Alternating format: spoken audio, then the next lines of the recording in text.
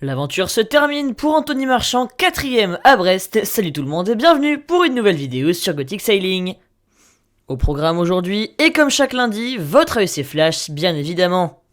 Avant de commencer votre feuilleton hebdomadaire, petit retour sur les performances de la dernière vidéo grand format sortie samedi dernier, qui comptabilise 2 jours après sa sortie, 200 vues, un bilan plutôt positif une nouvelle fois. Un grand merci aux personnes ayant liké et commenté la vidéo, vous contribuez grâce à ça au référencement et donc au développement de la chaîne. Je vous mets le lien de la vidéo en description si vous souhaitez la visionner ou la revisionner. Si vous aimez mon contenu, n'hésitez pas à vous abonner, à liker, à partager et à venir me suivre sur Facebook et sur Instagram. Et sur ce, on est parti pour la vidéo. Une semaine presque jour pour jour après l'arrivée du 3ème, la 4ème place de cet Arkea Ultimate Challenge Brest est désormais entérinée. En effet, c'est Anthony Marchand, skipper d'actuel Ultime 3, qui s'en est emparé cet après-midi à 15h08 heure française, au bout d'un tour du monde effectué en 64 jours, 1 heure et 38 minutes.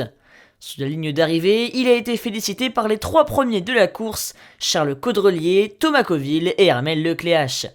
Anthony Marchand boucle ainsi son tout premier tour du monde en solitaire à 33 ans, après avoir connu lui aussi son lot de galères avec notamment 2 escales, au Cap puis en Tasmanie, toutes deux provoquées par des problèmes sur ses foils. Sans foil, les flotteurs sont dans l'eau, les vagues s'éclatent contre les bras avant, les mouvements fragilisent le bateau, les alarmes retentissent. Ça ne sert à rien de cogiter, il faut continuer à avancer, confie-t-il. En mer, il y a toujours du stress, mais ce n'est pas une peur, c'est un état nécessaire pour être en permanence à l'écoute du vent, d'une risée, d'une alarme qui sonne, déclarait Anthony Marchand, alors dans l'océan Pacifique, il y a quelques semaines. Yves Le Blévec, skipper emblématique du trimaran et aujourd'hui directeur du team actuel, peut être fier de son poulain. Le pari est réussi, Anthony Marchand empoche une très belle 4ème place à Brest.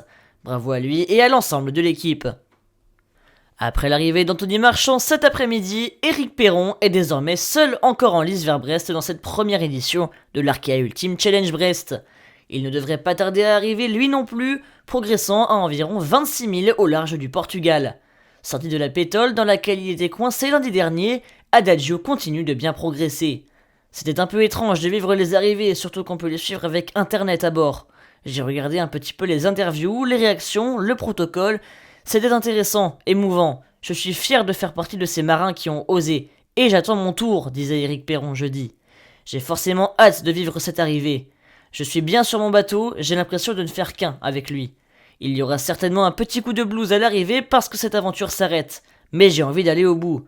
Le skipper, qui a néanmoins eu quelques soucis de communication avec son team la semaine dernière, devrait passer la ligne d'arrivée à Brest mercredi après-midi et mettre un point final à cette première édition du Tour du Monde en ultime. Pour finir, comme d'habitude, le point sur la position d'Éric Perron, désormais seul en course. Situé à un peu plus de 1000 milles de Brest, le skipper d'Adagio pointe à la latitude de l'archipel des Açores au large du Portugal. Avançant rapidement, la route paraît dégagée pour lui jusqu'à Brest, où il est attendu, je le rappelle, mercredi après-midi.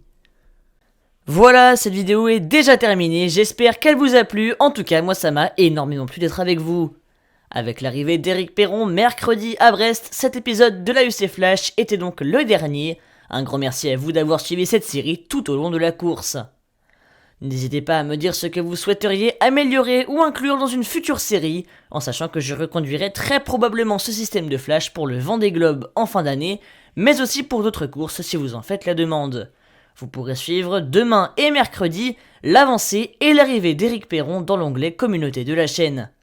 Si la vidéo vous a plu, n'hésitez pas à vous abonner, à liker, à partager, à activer la cloche des notifications pour être au courant de toutes mes prochaines vidéos. Et sur ce, moi je vous dis à la prochaine pour une nouvelle vidéo, c'était Gothic, ciao ciao, bye.